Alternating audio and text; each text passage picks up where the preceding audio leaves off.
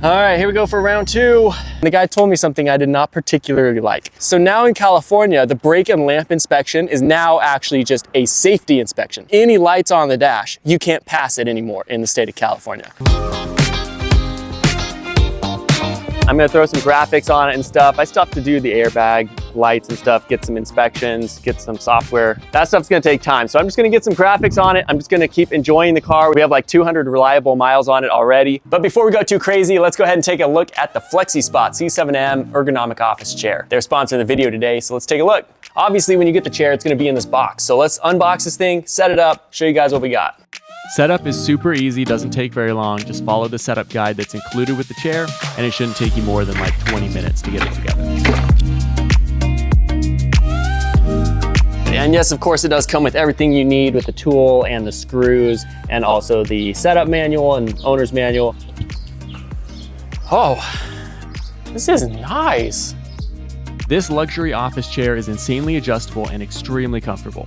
It has 5-way adjustable armrests, a tilt, angle, and height adjustable headrest, a height adjustable backrest, and so many other comfort-specific design features that I can't list them here. Most comfortable office chair I've ever sat in. All right, you guys, here it is. This is the FlexiSpot C7M ergonomic office chair. These are like 2-way adjustable arms. So the arms are completely adjustable. This absorbs as well.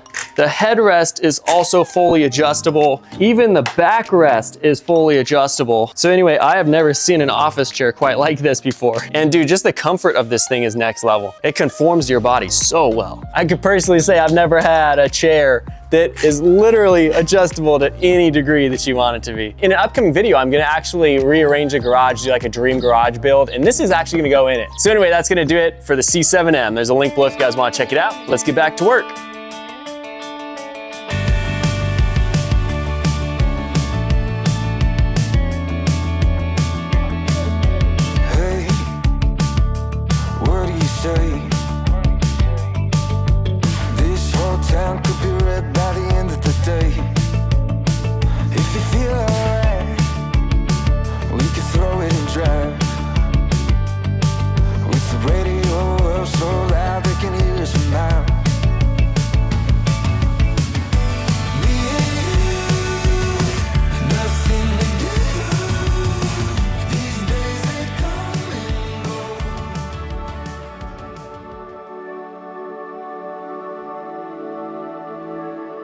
So I added the last finishing touches to the rebuild project. This car is finished, it's buttoned up, it's fully ready to drive, and it would have been registered already if it wasn't for the new restrictions in California. But right now, I'm just letting myself feel the satisfaction of it, just enjoy it, before I have to get back to work on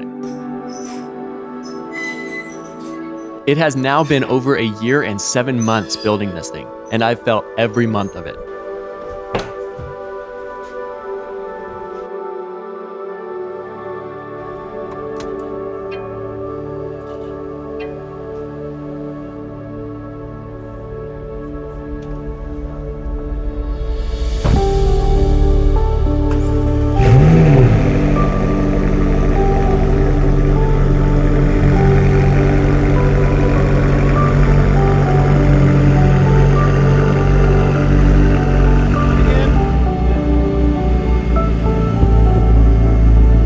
At this point now, I'm exhausted from the project and I just want to have it done. But we're finally at the point where I can just jump in and drive anytime I want to and to enjoy all the hard work I've put into it. So I just took this time to drive it around the city, enjoy it. Financially, this build was not worth completing. There was a point in the build where I just had already put in too much money and effort that it had to kind of get done no matter what. And then we found out the original engine had failed and needed a full engine replacement. That was a huge moment that I really reconsidered finishing this project. And there were so many other moments that made me want to give up. And maybe I should have. This whole project was one big test of my character. And I kind of just want to be known as somebody who finishes what he starts. I've never not finished a build yet. And I wasn't about to throw in the towel on my biggest project yet and let all you guys down halfway through it. But in hindsight, would I do it again? Was it worth it? Kind of an impossible question to answer.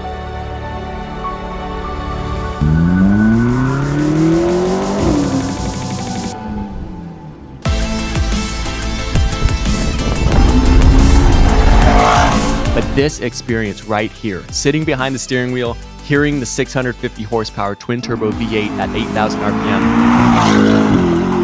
makes it feel worth it in the end. All right, ready? Yep.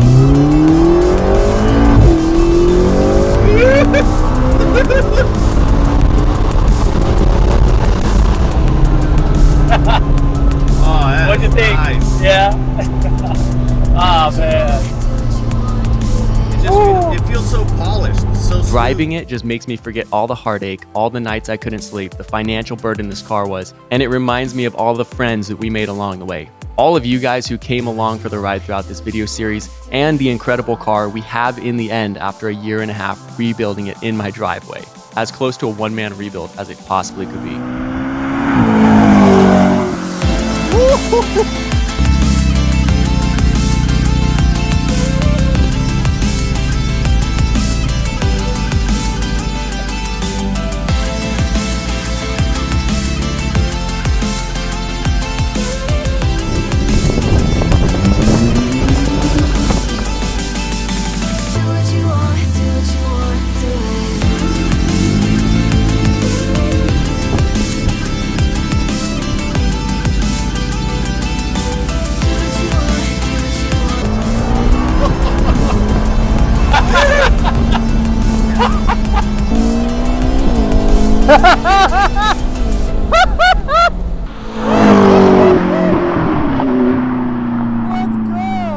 This video you're watching right now was intended to be the final video, the full rebuild of the car, so I could just move on officially to all the new projects we have lined up. And as much as I wanted this to be the final video of the series, it just felt wrong knowing this project isn't finished yet, and that when I get home, I have another big job to do on it to get it registered for road use. Groundhog's Day again for David Goggins. Gotta get that airbag light off the screen. And if I'm pulling that dash out already just to cheaply install some resistors, I might as well just install airbags too, because I bought some. I found some on eBay for a good price. You may remember the entire holdup for this project was the brake and lamp inspection, and this car normally would have passed the inspection just fine, but at the end of last year, California increased the restrictions on registering salvage cars. So now I have to get the airbag light off the dash, be it installing resistors or actually replacing the airbags. And if I have to take this whole dash out anyway to get the airbag light turned off, I might as well replace the airbags as well. But you guys may remember the reason why I didn't want to do that was because it was gonna be like $6,000 or $7,000 to replace the airbags and the dash and everything. But since then I kept up on the airbag market on eBay, and all three of them popped up for reasonable prices. Now by reasonable prices, I mean $500 to $700 per airbag pre-owned out of another wrecked McLaren. But anyway, after retail price, taxes, shipping, it's probably going to cost me roughly about $2,000 all said and done for the airbags that we need. So I'm still not happy about it, but at least I can sell the car for more with the airbags, and the light's going to be off, and we're safe. If I'm driving with my girl, you know, better make sure she's safe, you know what I'm saying? And once again, I'm the only one who has ever posted about airbag swaps on a McLaren. Literally, and I'm not exaggerating. This freaking dash was built in 2012. It's been 14 years, everybody, since this dash was designed, and there's not a single freaking person on the entire internet that has ever showed how to take this dashboard out. So good old trial and error. I don't care anymore, so I'm just gonna freaking just pull it out. So let's do it.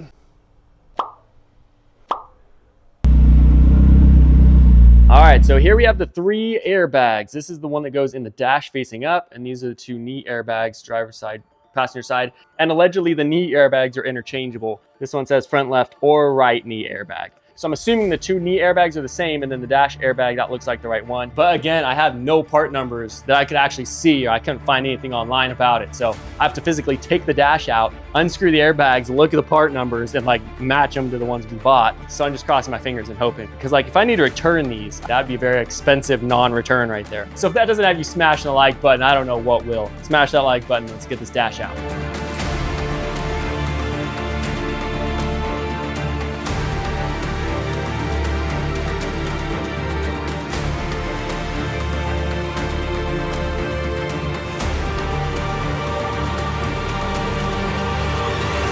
So this unfortunately is a seat out kind of operation. I think we're gonna have to disassemble pretty much the entire interior. Take the seats out, take the whole column out, and then the dash will come out, steering wheel off, literally everything to get the dash out. The dash is probably like the first thing they install when they're doing the interiors, like dash, and then everything installs around it. And so we're basically stripping the whole thing back down to the dash so we could pull that out to replace the airbags.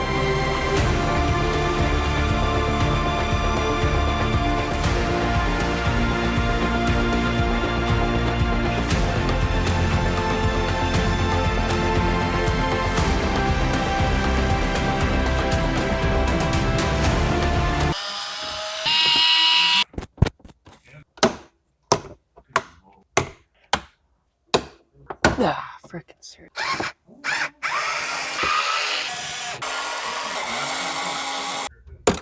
These clips just suck, man.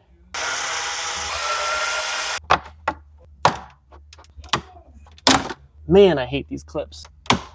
Freaking seriously. Ah, here we go. It's really interesting how this vent works. Look at that. This is actually a very simple structure, just like little screws, kind of just holding it all together. Obviously, duh. But like, it's a lot simpler than I'd expect. Just like normal screws. It's not even like anything crazy. Freak. Guess let's take this all apart real quick.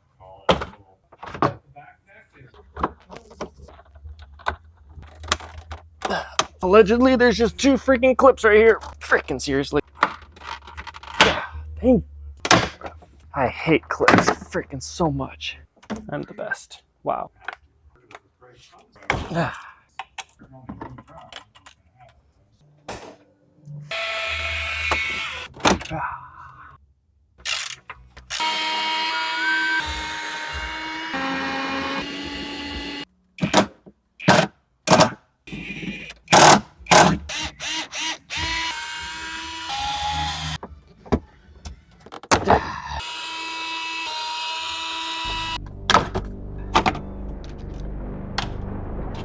Well, there you guys have it. The first time ever online seeing somebody take a dash out of this car. So you're welcome, world. Not quite there yet, but the dash panel is almost all that's left to remove. I had to take the entire interior apart. There were piles of gauges, upholstery, screws, wires, seats, everything laying around, and it was not fun to look at, and I am not excited to put it back in.